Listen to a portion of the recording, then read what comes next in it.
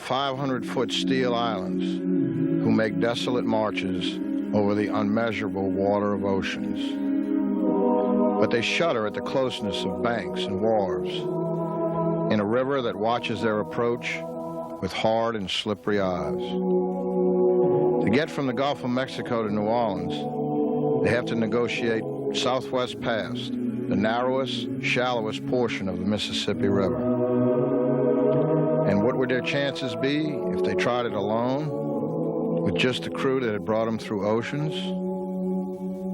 Hypothetically, and it is hypothetically, because nobody would do it, right mind attempt it, unless he was very, very experienced with the river, and being light draft besides, I don't think he'd stand a chance. That's Gary Mott, and he should know. He's one of a small group of men whose tricky job is to bring 6,000 ships a year into the river. They're the men of the Association of Branch Pilots. There's been a Branch Pilots Association since 1879, and in many ways, their job is unchanged.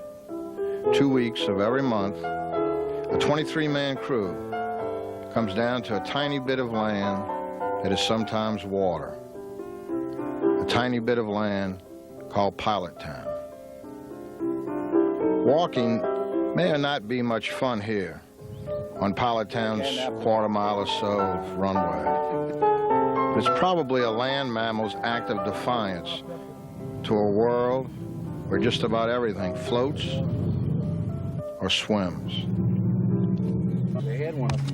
Jack Levine is president of the Branch Pilots Association, and he knows Pilot Town.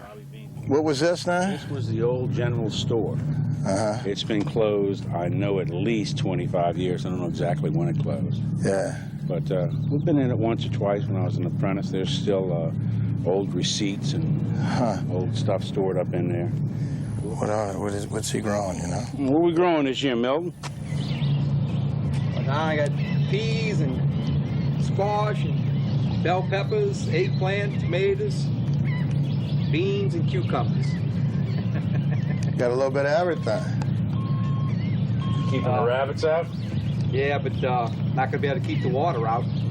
Yeah. But no matter how unusual the sights, they become usual. Yeah, Eric, the Corps of Engineers, told me that... Each crew spends more of their lives with one another than they do with their families. I think he's... Oh, they eat good. Oh, yeah, they eat pretty good. Can't you tell? And they sleep good. It's dark and it's cool, and as you can see, we got 20-something beds up here. And you hear some interesting dreams sometimes. People will wake up screaming, hard starboard, or for God's sakes, Captain, please back the ship immediately. But beyond that, there is only the job, which is like taking the same path over and over, only each time the path turns different.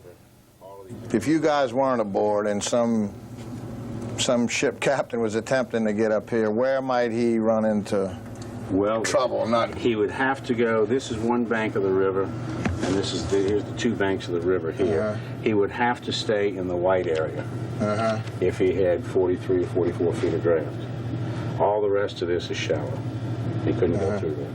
And he wouldn't know that by radar or eyeballing? If he had these charts and really studied it, but that would be more or less like you or I trying to take a ship into a river in China. Right.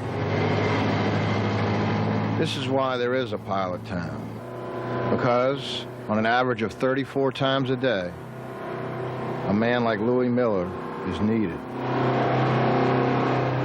Branch pilots are promiscuous sailors, masters of the one-night stand. They live lives of greetings and farewells, mounting strange ships that might be dancing like gypsies on shaky rope ladders, and showing strangers the safe way home.